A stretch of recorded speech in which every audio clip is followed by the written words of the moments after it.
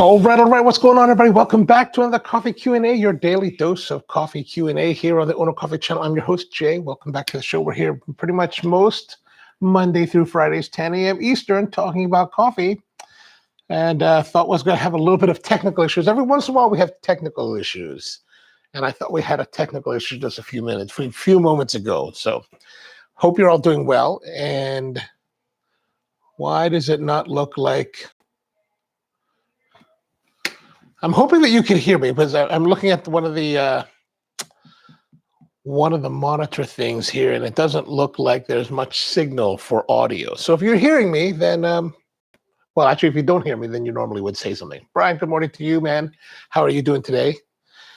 Okay, good. Okay, excellent. All right. So yes, so for the last couple of days, we've been doing something called, well, for the last quite a few days, we've been doing something called Americano. And yesterday we were playing around with something that's known as Americano Sun from Thailand, where in Thailand, they're taking orange juice and mixing it with their espresso to create this Americano Sun. So basically, Americano Orange is what they call, is what it would translate into from Thai. And so we're continuing on that. Yesterday, we were doing the Mirinda, which is an orange drink made by Pepsi Cola from Nicaragua.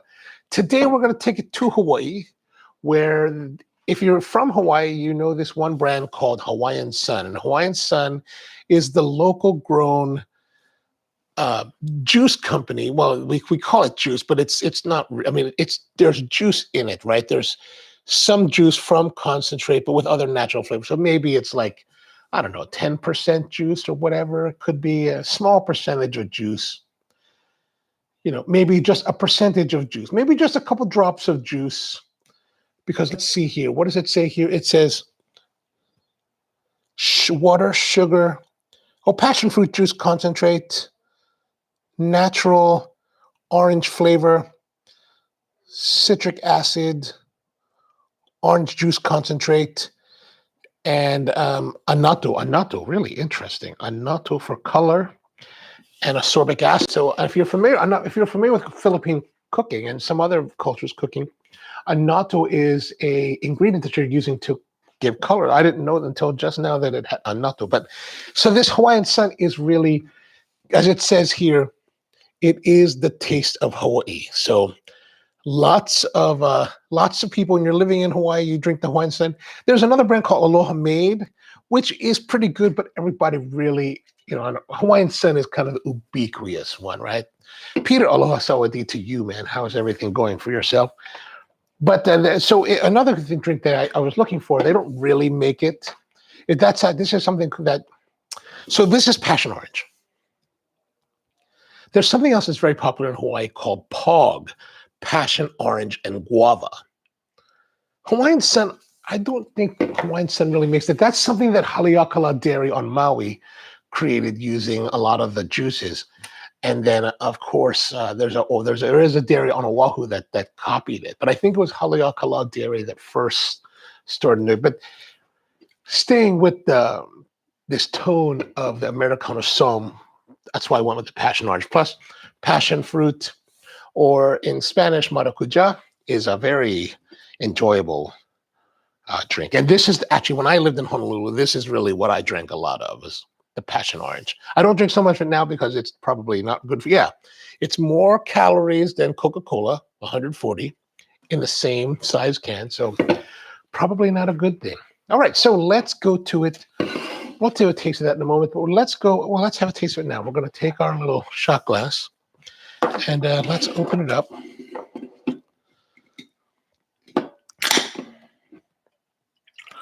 So as you can see, really light in color, kind of slightly cloudy. All right. So it does have the maracuja, the passion fruit, and the orange is definitely lighter. The passion fruit is definitely more forward, but it's very candy-like in character. Like it tastes like you would imagine like a passion fruit orange candy, like the hard candies if you're sucking them. It's got that level of sweetness and that level of flavor, which could be kind of fun. All right, so let's go to our espresso. Here we are back at our machine. For those of you who might be joining us for the first time, we use that La Valentina E61 heat exchange espresso machine. This actually is over 20 years old, now 22 years old, I think, this year. And it's a champion. It's a champion, though I haven't really done any modifications, unlike the commercial machines I've had, which we've done extensive modifications. The only modification I've done to this machine is replace the portafilter with with a more modern La Marzocco stainless steel portafilter.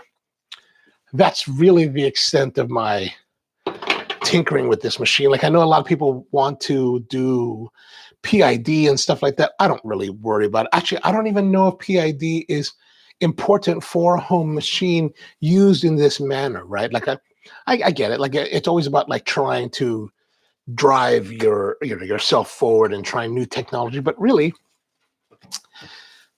if you're, and I think this is how most people are, right? Like, you have an espresso machine, you heat it up, it comes to the right, pretty much to the right temperature. Do you need to control the surfing of the temperature, right, and leveling it out for, the 20 minutes that you're going to use the machine, right? You're pulling one shot. Now, I think it's really critical when you come into a commercial setting and you need to maintain temperature over a spectrum of time and across multiple shots within that time spectrum. But for the home user, I don't know if it's necessary. Like, I feel that putting PID on this machine would be superfluous, right? Just a little bit. We're spending money to do this, to have this controller that would, basically surf the temperatures to keep it at a certain level. And I don't know if the benefit's really going to be there. Plus, with this machine being a heat exchange machine, we're going to have to keep it right around 250 degrees so that we have enough steam pressure in order to steam our milk, right? Whenever we do that. All right, so let's go to it. We're going to remove the spouts because we're going to be pulling the shot into the glass directly, and there's not enough space between the two. Cuties with us. Aloha. I was making a shot of espresso and listening to your Hawaiian Sun addiction. There is a lot of that. I've tried to give that up because, it's not good for the opu, you know what I mean? And Peter says we have Kirk's Pasito equivalent here. I'm not familiar with Kirk's Pasito. I will have to look that up. I will look that up. All right, so portafilter clean. And since the machine's been sitting for a long time, we're going to bleed out the water because you can kind of hear that there's a little bit of sputtering because the water in the line that's going through the boiler is equal to the temperature of the boiler, which means that it's superheated and is coming out at boiling at 212 degrees. So we want to get through that so that we have good flow and we have water that is more in the range that we want to brew it in. All right, so I have not touched this machine since we got off the last live stream yesterday. There's still going to be some coffee left in here that I haven't purged yet, so I'm going to purge that out. Just about that's enough. Get rid of that. Make sure that our portafilter is clean once again. And then we can now start to grind. And I'm running out of coffee.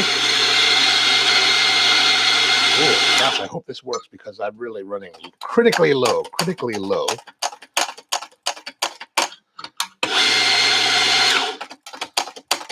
Again, I'm so used to being in a coffee shop environment where I have, 20 pounds of coffee at the ready at any moment's notice. So having only maybe enough for 2 more shots is actually like, oh no, we're kind of in trouble. All right, so a little bit of distribution going on there. I think I can't remember what I did, but I just did it a moment ago, but I think I swiped a little bit off. And so I want to make sure that the coffee is distributed well around. It looks fairly like it. I could probably have swiped it more this way, but let's see what happens.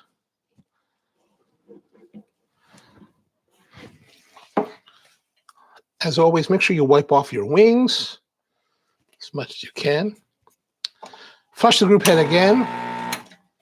I always do that just because, it's habit. Lock it in, brew right away, and let's pull the cup down. All right, there it comes. Here comes the flow. Oh, nice and dark and thick. That's what we like to see. Look at that. I don't know if you can see that, but wow. It's got really dark crema coming out. That's lovely. That's lovely. Oh yeah, just a little bit of blonding right there in the center. Let's have a look over here. So there's our shot, and looks fairly nice. Okay, there's a couple of burbujas here on the side. So we tap that out to get rid of them. But just a little bit of like this lighter flecking on the inside, I mean, the lighter blonding, but pretty dark crema all the way around.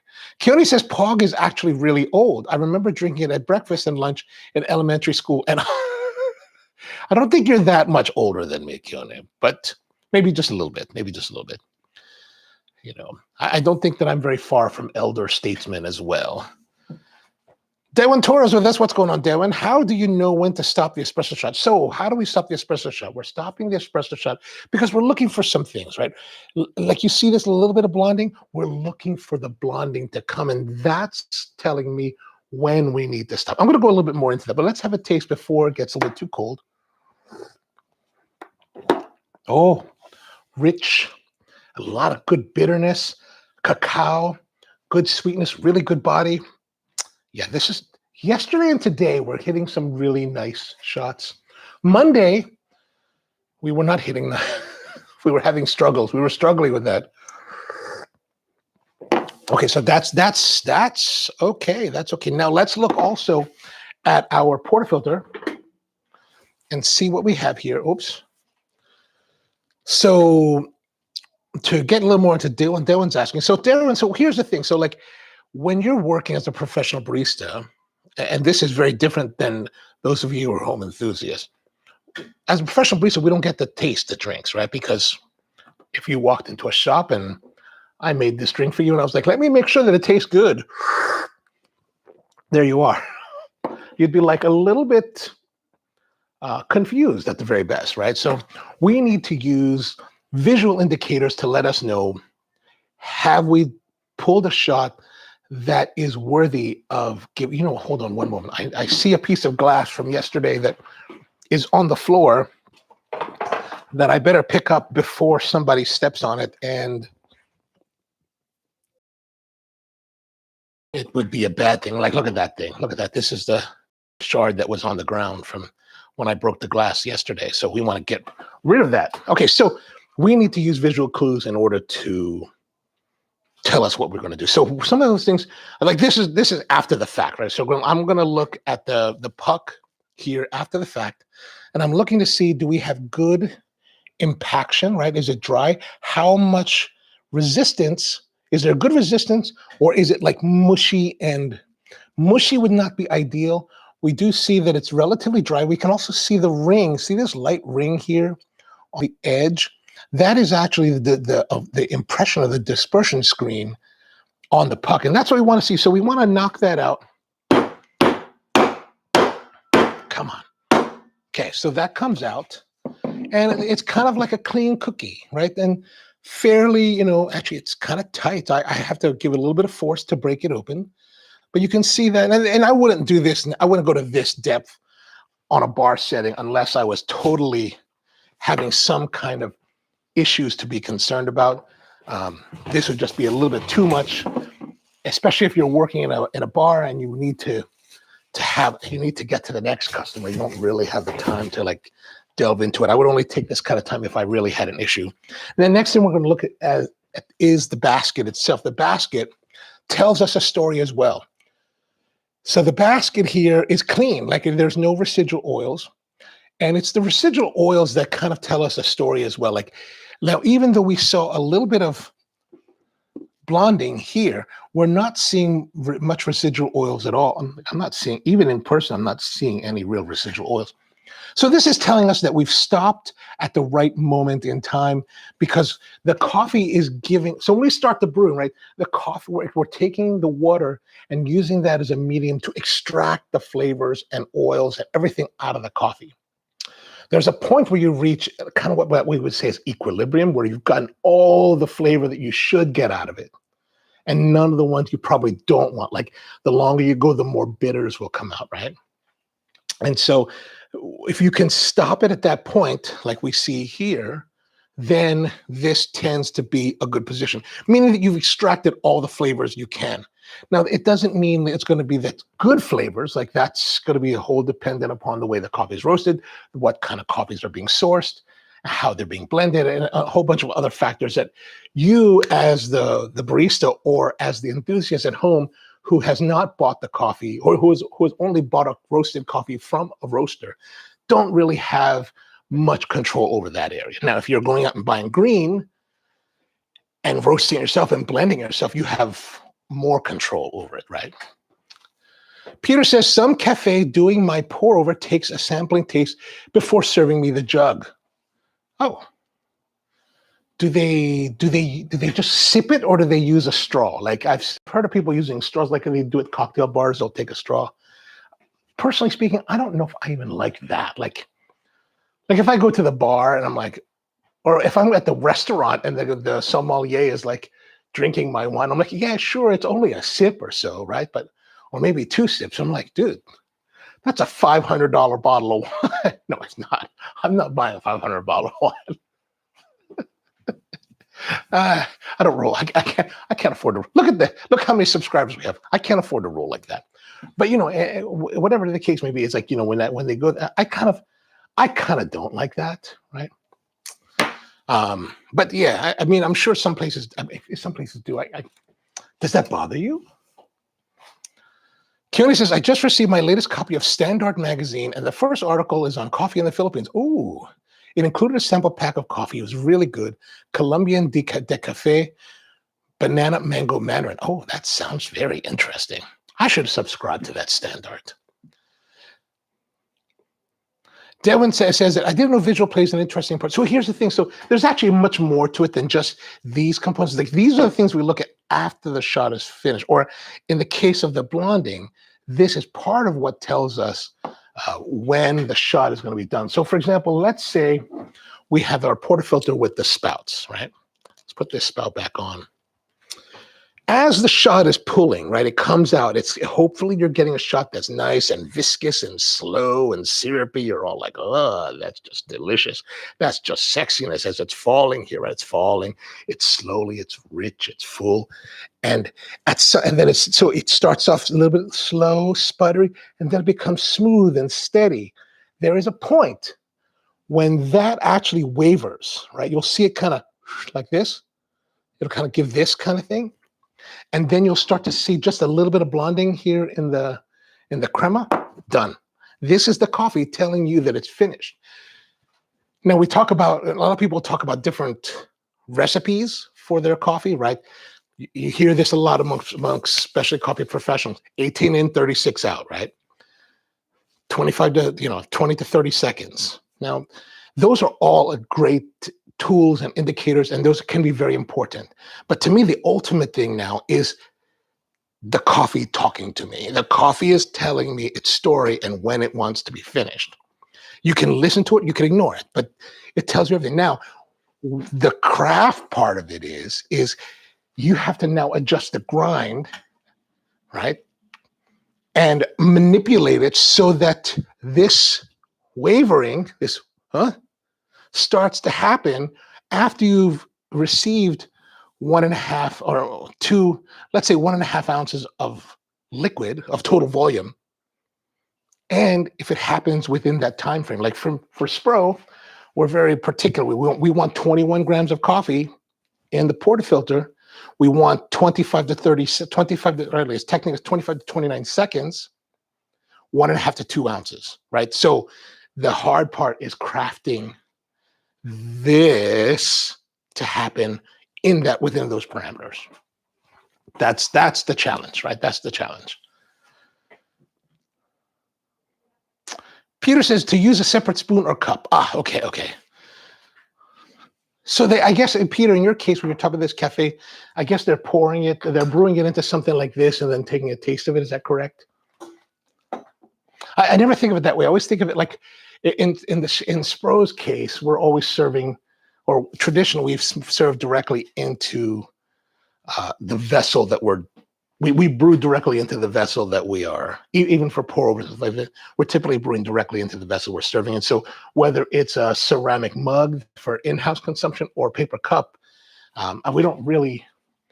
we never really use these in cafe. This is actually just something that I use here on our own. All right, so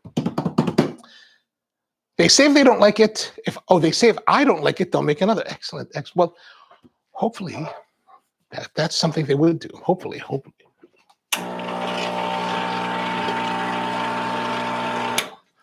But then but I guess maybe the question for me then is like, if it's solely dependent upon you whether or not the barista will remake that shot or that coffee, why do they need to taste it? Maybe taste it after. Like if you reject it, you're like, this tastes terrible. Let me double check and be like, well, okay, this guy has no taste.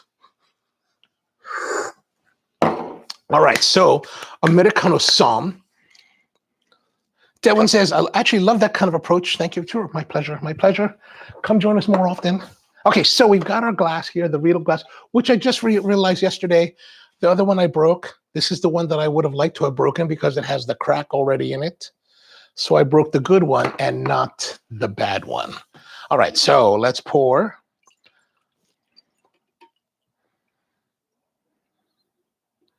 Okay, we're just gonna put that much. That's a good amount, I think. That should give us some nice results. And now it's time to get our espresso prepared again. So let's go over back here. So let's rinse this out one more time. Rinse it. Oh, get rid of the spout. Don't need that today. And while that's drying, we're going to grind our coffee.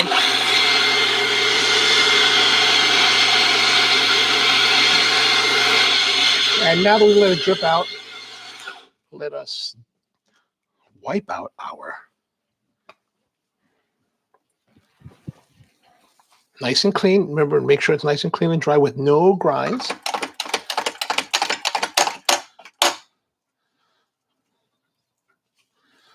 All right, so this should be right around 20. Actually, I feel like it's 20 grams. But so I just made a little like I did yesterday.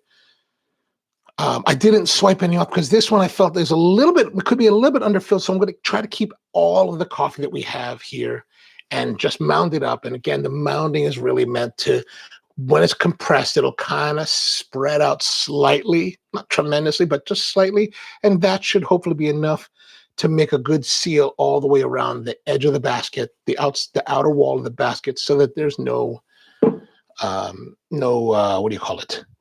Channeling. Okay, so all ready to go. Flush one more time. Insert, lock and brew. Let's bring in our cup. Come on, baby. One never knows what's going to work until it actually starts to flow out. And I see a little bit of dripping happening because some water is leaking around the rim. Oh, this does not look pretty. Okay, that's enough. Okay, so we'll see here the viscosity of... Okay, I'm going to take a photo of this before we begin. The viscosity of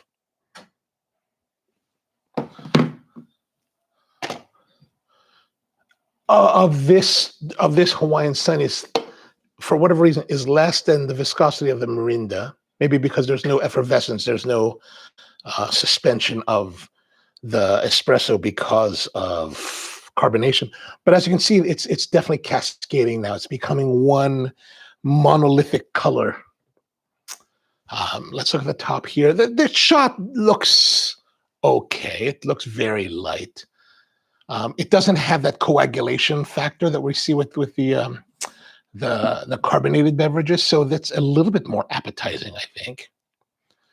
Keone says, I actually started taking photos of my shots and a top view of the crema just to evaluate the shot as well as looking at the filter basket. Ah, good. Well, I'm glad that helps. I'm glad that helps. Well, at least I hope it helps. Maybe the shots are worse now. I don't know. But Hopefully it works. Okay, so as you can see here, it's not holding its color separation. It's really kind of floating down. Now it's more of a blending of colors here rather than a sharper edge, although the crema keeps a nice sharp edge. So that's not too bad looking. All right, let's have a look here one more time at the top here. Not so appetizing. If you have any ideas about how we can make that more appetizing looking, that would be helpful.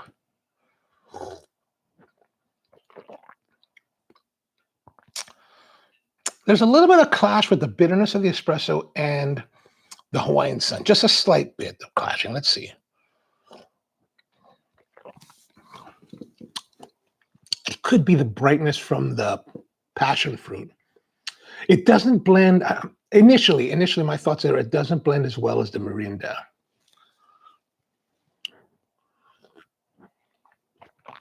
Another thing you want to do is like maybe turn slightly as you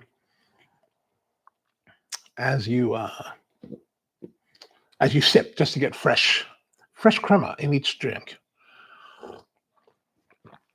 Now, for these drinks, we have not been adding any ice, and we've served them kind of cold, like the cans are cold or the beverage is cold, and then we pull the shot on top. So it's got this kind of like, not hot, but more lukewarm, cool to cold experience going on, which I think is a little bit more dynamic.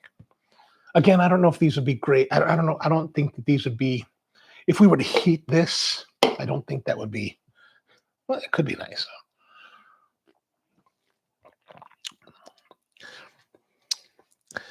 So Peter wants to know, how is this Thai and Hawaiian? Well, because this particular beverage is like the ubiquitous drink from Hawaii. So like if you go to Hawaii and you go to what's no longer a Long's drugstore, if you go to the Safeway, if you go to the grocery stores, you want to get a drink that is very much the statement of Hawaii. This is really it. This is it. This is it. And I would say in the passion fruit. I don't know if Keone would agree, but I think the passion fruit is the one. So is it necessarily Hawaiian? Like it's not Hawaiian in like Hawaiian pizza because there's pineapple in it. Like there's no pineapple. And by the way, local people do not put pineapple on their pizza. That's just wrong. Wrong.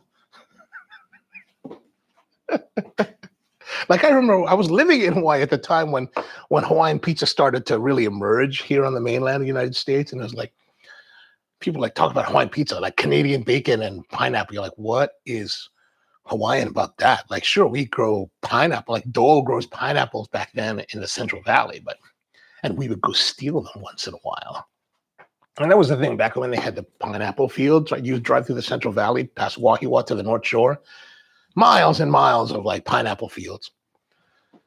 My girlfriend at the time lived in Waialua, and so, which is on the North Shore. So I would, they would like, so you have pineapple production, right? Pineapple production.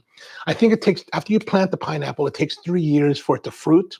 And then I think it's like 3 years of harvest of fruit bearing where the pineapples are commercially sized, right?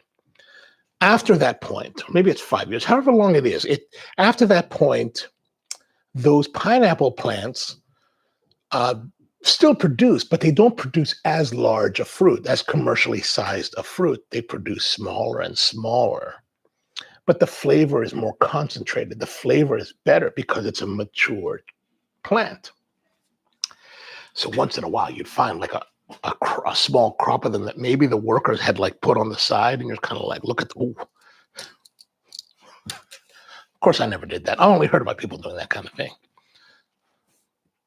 Keone says, yes, passion orange or guava is the most popular Hawaiian Sun drink. Yeah, that's pretty much it. Like this would be like people think, I know people probably think about Hawaii as pineapple, but this would be, I would think this is more Hawaii. This combination of pineapple, passion orange, and then even with the guava is definitely much more of a local identity of Hawaii than pineapple is. Peter says, I used to have over 200 pineapple plants. Wow. And then Peter's asking, how is it Thai? Oh, so how is it Thai? Okay, so Thai.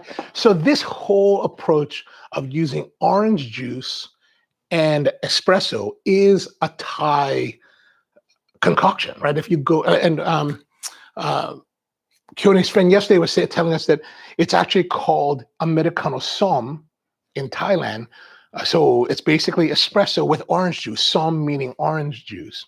So the origin of this style of drink, using coffee with orange juice comes from Thailand. Right? At least that's the first place that I've heard about it. And I think it's the only place that I really ever see many people do this. Well, or I've heard of anyone do this. So that's the connection to Thailand, and then this is the connection to Hawaii. I know it's a little bit convoluted, but Kiona says, was a rite of passage for kids to work at the pineapple fields for the summer. The best pineapple is grown on Hawaii Island and can only be bought in the farmer's market there. The white pineapple. Oh, man. Do you remember back in the 90s, there was the Ka'u oranges that they used to sell in January on Oahu that they would bring from Ka'u? Too many people kept stealing that guy's oranges, so he gave up after many years. But man, to this day, those are the best those are the best oranges I've ever tasted. I was like, my God, I still remember it. And for those of you not familiar, Ka'u is a district on the Big Island, the Hawaii Island, which is the southern part of the island, right? And this guy used to produce oranges. And the way that you would choose the orange, right, is to look for the ugliest orange possible. Like the more ugly it looked, like, how oranges, you see oranges are all nice and perfect and like orangey color and no blemishes on the skin.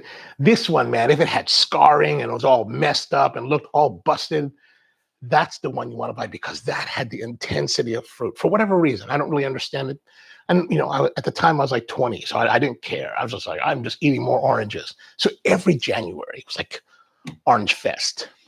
It's kind of like that again now that I discovered the Decopon, the sumo oranges that they have here in America that are a hybrid between oranges and mandarins from Japan, or I guess it was developed by a Japanese guy or whatever. But those are I guess those are my second favorite.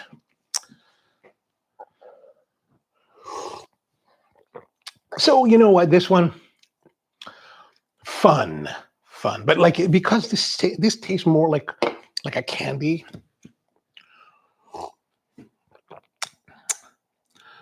It doesn't feel as compelling to me it's a fun drink. I'm enjoying it, right? But it doesn't feel as compelling. And maybe it's not as compelling because maybe now this is our second day of doing this type of drink.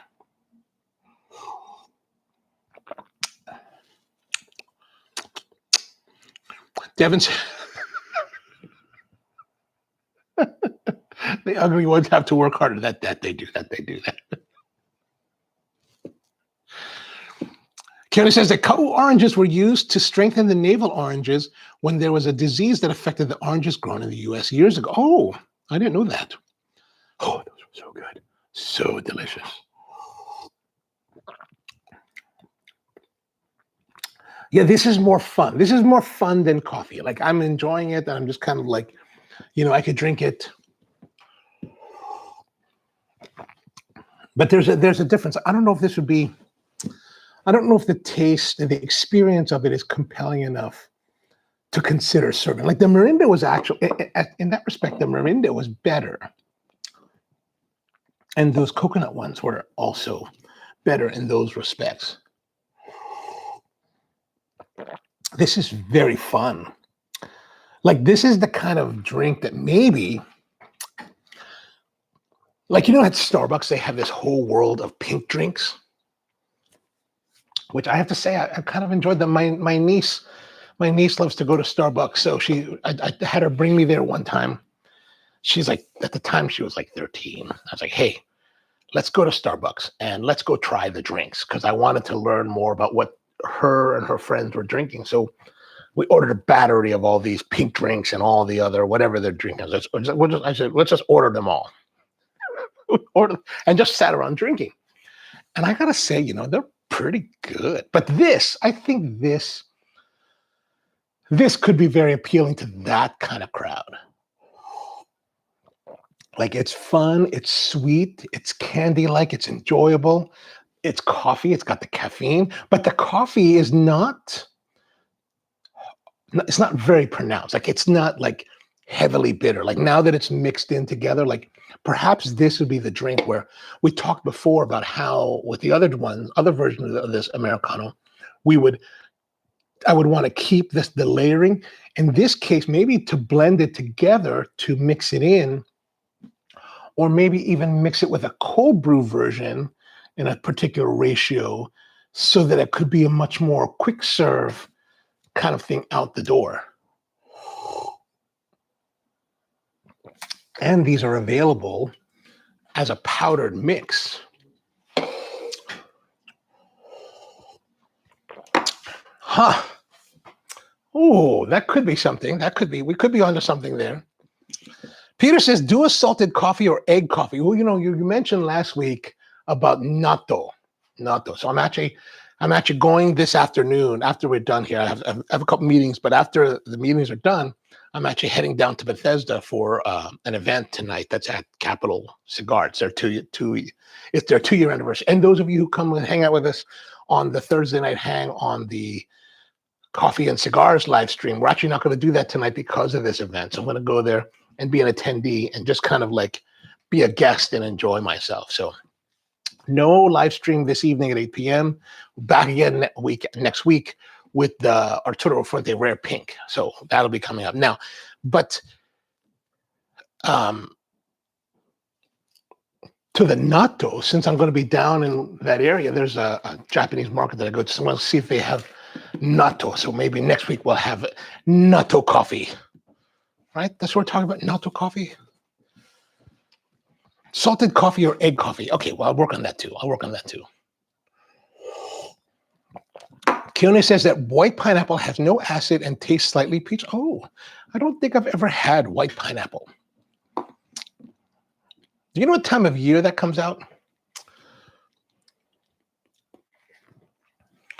I wonder. I would like to taste that. Maybe call some friends and be like, hey, can you ship me a pineapple? Then the Department of Ag gets all upset and fines you. I've actually finished that. That's actually quite enjoyable. So maybe not as an espresso drink, but maybe as another type of drink. That could be that's quite nice. I'm going to have to run this by my niece and see what her and her friends think about that. That could be something. All right. Well, I guess that's pretty much it for today. Yeah, that should be it for today. Thank you very much. We got the Hawaiian Sun, which I will probably end up drinking the rest of it, even though it's got 140 calories, and I'll probably be like feeling the pineapple juice coffee. We could try that too. We could try anything, anything can Canos, right? Can it Canos is the whole thing. All right, so we're gonna hit it tomorrow. Back again. We're not gonna do the Canos thing tomorrow. We're gonna do it a little bit different. I got some new gear that we're gonna check out. It's and I got the I went ahead and I bought the what is it called? The Fellow Tally Pro Studio Edition. I get it. My friend has a wholesale account, so we got it at wholesale prices, which isn't really tremendous. Like it's, a lot of wholesale companies, a lot of companies will give you wholesale like half the price of the retail. It's like maybe 30%. So we'll go more into it tomorrow. We're gonna have I've never used it. I just got it. Came in a couple days ago. It's still sitting in its box. We're gonna unbox it and do the whole like reveal and all that kind of thing. And first impression, because I haven't really used it, so I'd just be more like, oh, what's going on? I have watched a couple of videos to just make sure that I understand how to use it, but we'll see. Keone says you can find it pretty much year-round. They don't sell it in the supermarket because there's a very high sugar content and starts to decay soon after picked. Okay. Brian, good to see you. Peter, great to see you as well. And Keone, thank you very much. Devin, good to see you as well. And Delwyn, welcome to the show. Come join us again. All right, so back again tomorrow, 10 a.m. Eastern with the Fellow Tally Pro Studio Edition. All right, see you then.